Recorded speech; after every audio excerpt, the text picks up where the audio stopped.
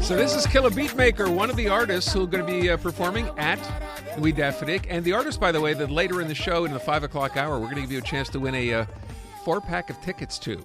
Paul part, rather, of the Nuits D'Afrique, which is back in Montreal again, which is amazing because when I saw the number, I said, has it been that long?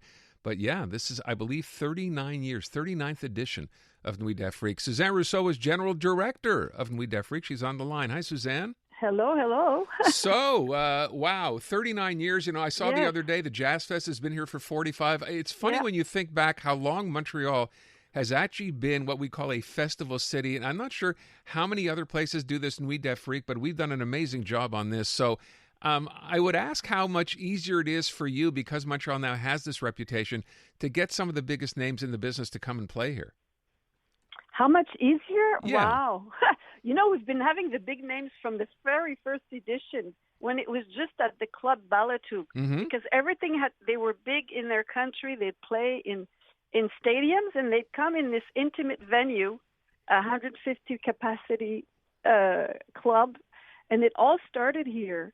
And it was at the time when Peter Gabriel created his Real World label and started to promote Youssou N'Dour and I forget, and Papa Wemba. So it was all at the same time this was happening. And yes, is it easier? It's not easier because getting visas is harder and harder. Ah, there you go. I hadn't thought of that part. It's no fun. when I said easier, I meant I think back to Club Balatou, which I think is still there, right? Club Balatou on Saint Laurent? Yes, it's still important. That's where we discover all the talent all year long, and we give you the best during the festival. It's really, if we didn't have Balatou, we wouldn't be so intimately connected with what's going on locally and internationally with the world beach music.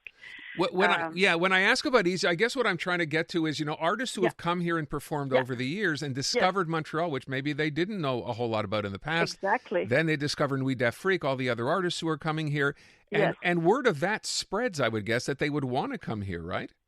Well, yeah, they're really proud to when they go back to their country and they do interviews and they're saying, and I remember back then even to artists say, well, if you came to Canada and you didn't play even at Club Balatou, you didn't come to Canada, or you're not good enough. Even that stayed for us for a long time. And of course, the festival grew, adding other indoor venues like the Ministère, the Club Soda. Now it's called the Théâtre Fairmont on Park, the MTLUS and l'Olympia.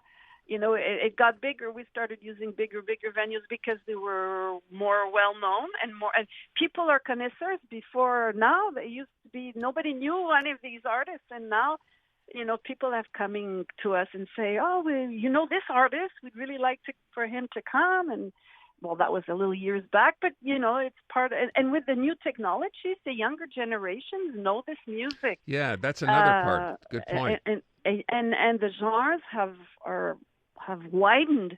That's why we've created indoor shows, in our indoor venues series, so people know what they're coming to see. Because back then, if you say South Africa, you know that you'd hear the Mbakangwa rhythms or the soukous from the Congo. But now, if you see a country, it doesn't mean you'll hear exactly what you think you're going to hear. So that's why the series are important, like the Global Beats, which is more urban, where they keep the like the Colombian Killer Beatmaker, they have the cumbia, but it's very, very urban. It's not the traditional cumbia. But if you go on to La Série Prestige, where you'll hear traditional 21-string African harp from West Africa. Now we're into listening to music, but this is like the patrimoine. And you've got for all tastes, all genres. If you like all kinds of music, if you like rock, jazz, blues, it's all in there because it all comes from there, actually. I heard a 21-string instrument playing the original patrimoine music on a guitar, and it's blues, and they're okay.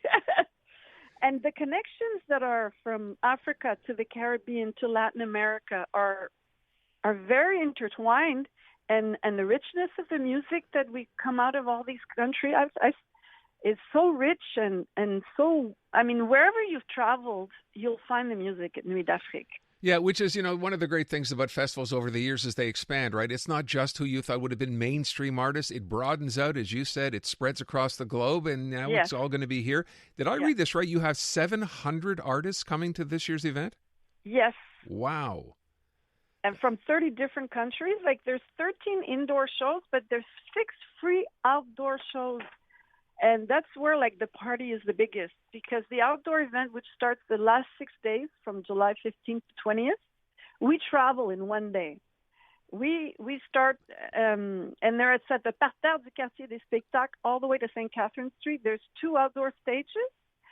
Like, one stage finishes, the other starts right away. And one day you travel. Day one, you start in Latin America, then you go to the Congo, Senegal, that's great, Cap Vert, Morocco, Martinique in one day. And you learn every day. The day starts with different dance workshops. You've got the Promenade des Savoirs, because you travel in food too. And it's not food trucks, it's restaurants that exist on the street and our permanent address. And we choose them and make sure they represent different countries on the outdoor portion of the festival. And you've got a very important market that we've built for many years called the Timbuktu Market, where you'll find things you never find all year long. These artisans and commerçants, most of them are women. They don't have a boutique. They travel in the winter. They bring the stuff in the summer, and they sell it at the festival. It's really special. Amazing. It's a real immersion of all. Yeah, it's an amazing countries. event. And by the way, for people they're hearing this, getting interested, where do you go to the website? Tell everyone where to go to get all the lineup. Festivalnuitsdafrique.com. Everything's there that you can listen to the music, read their bio, learn more about the artists. Yeah. It all gets going very, very soon, starting up here in only a couple of days, July 8th. So listen, all the best. It's a wonderful event. I hope people get out and support it. Montreal does a great job of this. Suzanne, thank you so much for the time. Look forward to seeing somebody.